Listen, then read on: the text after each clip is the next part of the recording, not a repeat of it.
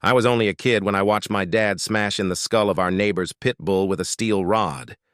He didn't do it out of cruelty. He did it because that dog had my cat Magic locked in its jaws. What followed wasn't just about protecting a pet. It was about sending a message so clear, so terrifying, that our neighbors packed up and disappeared from the neighborhood forever. If you've ever felt that primal anger when someone you love, whether it's family, a friend, or even a pet, is threatened, then you're going to understand this story. Stick around and don't forget to hit subscribe and like this video. Share your own stories of justice in the comments, I promise. This one will hit you right in the gut. I grew up in a small suburban neighborhood in the 1990s. It was one of those places where every yard had a swing set. Kids played tag in the streets until the streetlights flicked on, and everyone knew who lived in which house. On our little corner lot, we had a busy household. 2 stubborn dachshunds who ruled the backyard, and 3 cats who thought they owned the entire block. The queen of them all was Magic. She was a huge, glossy black cat, so fat she waddled, but so fearless she wouldn't flinch if a dog barked in her face. Magic wasn't just a pet. To me, as a kid, she was family. She slept at the foot of my bed, followed me around the yard, and always seemed to appear when I was sad. But across the street lived our problem. Our neighbors had a pit bull, and unlike our dogs, it wasn't fenced in. They let it roam the neighborhood like it owned the streets. It never outright attacked me or my friends, but it had this aura, like a ticking bomb. We'd be playing in the woods, hear its growl, and instantly tense up. It wasn't friendly. It wasn't safe. And deep down, we all knew it was only a matter of time before something went wrong. And then, one afternoon it did.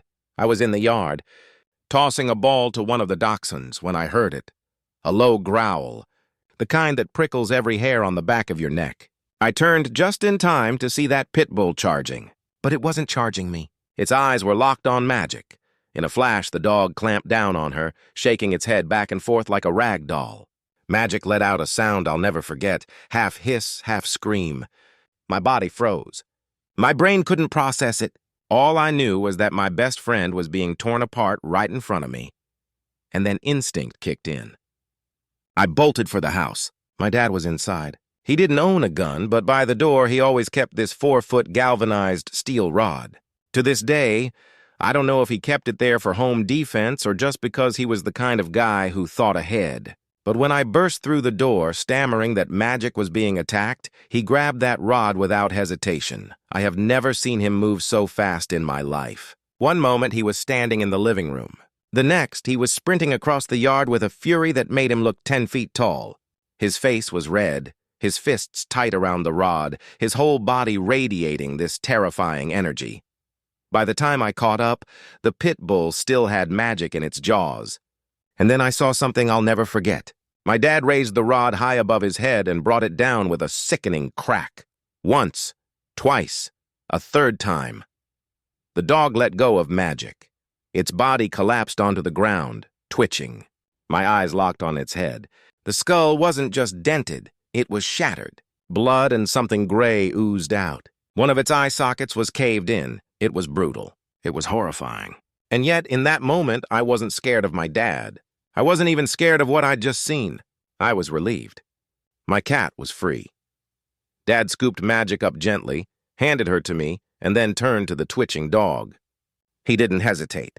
He picked it up, dead weight and all, and said in a voice I'll never forget, "Come on, we're going to the neighbor's house."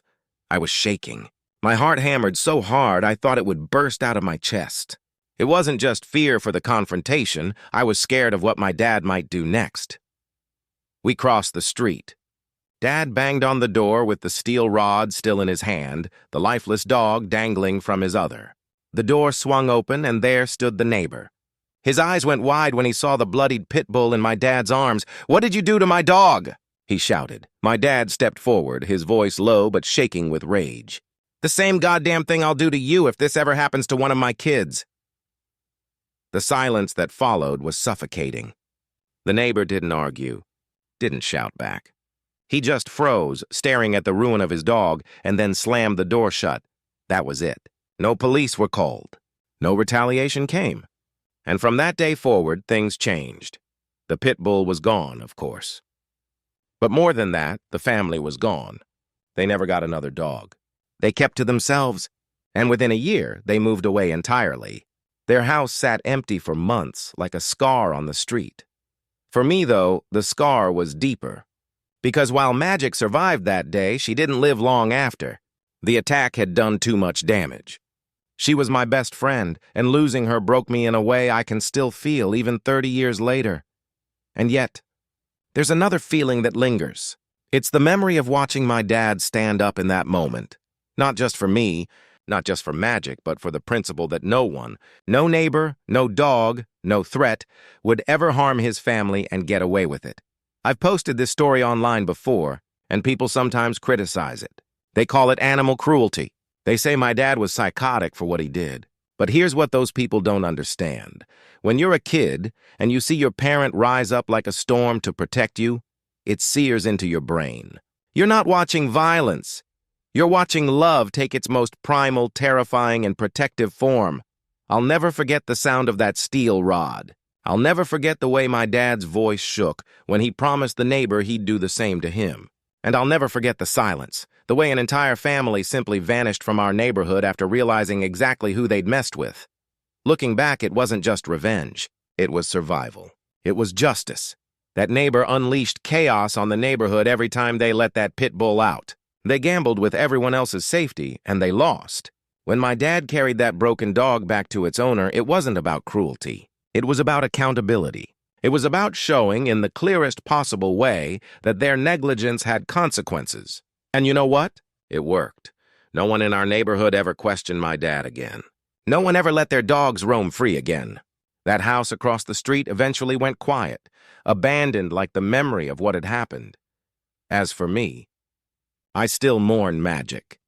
She was the best cat I ever had, and even now, decades later, I can close my eyes and see her waddling across the yard like she owned the place. That day changed me. It showed me the raw cost of negligence, the terrifying weight of violence, and the fierce love of a father willing to risk everything to protect his family. And while it still hurts, I can also say this: I never once doubted that I was safe with him. Sometimes justice doesn't come in the form of courts or laws. Sometimes it comes in a flash of rage, a steel rod, and a warning so powerful it echoes for decades. This wasn't just revenge. It was a reminder that when you put others at risk, you'd better be ready to face the consequences. So, what do you think? Was my dad a hero, or did he go too far? Drop your thoughts in the comments. And if you've ever seen a moment where justice was served in the rawest, most unforgettable way, share your story below. Don't forget to like, subscribe, and hit the bell so you never miss another story where karma comes knocking.